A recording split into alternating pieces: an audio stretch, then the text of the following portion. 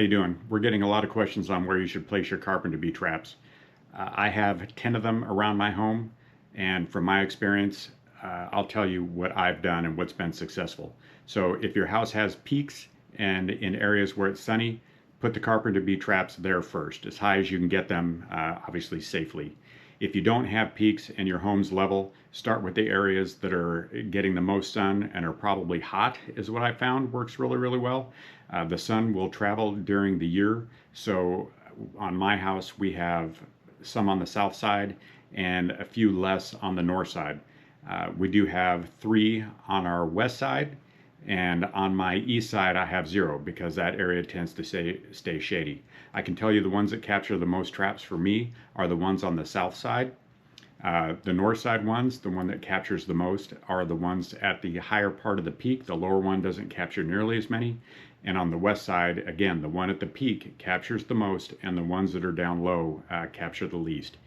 What I would also say is almost any Carpenter Bee trap will work for you if it's the one that generally looks like a house with the holes in it, made out of wood, unpainted, with the clear jar. And then in that jar, if you've had Carpenter bees in the past, I would put a couple of bees because they tend to go back, especially the males. If they see bees, they're going to try to go in there. The females, this is totally unscientific, but it seems like if they can smell where another bee has been and possibly nested, they will also try to go in there. So good luck. I think that's where I would start. Again, I have 10 of them. If you have just a couple, you've got to be patient. They're not going to just go in there right away. Don't think it's failed just because you don't get any in the first week or two. Once you do start trapping them, you will start to get several more.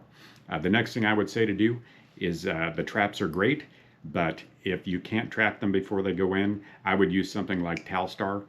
Talstar's got a long-acting action. You can spray that up in the areas where you tend to get Carpenter bees, and at least you can kill the ones that come out.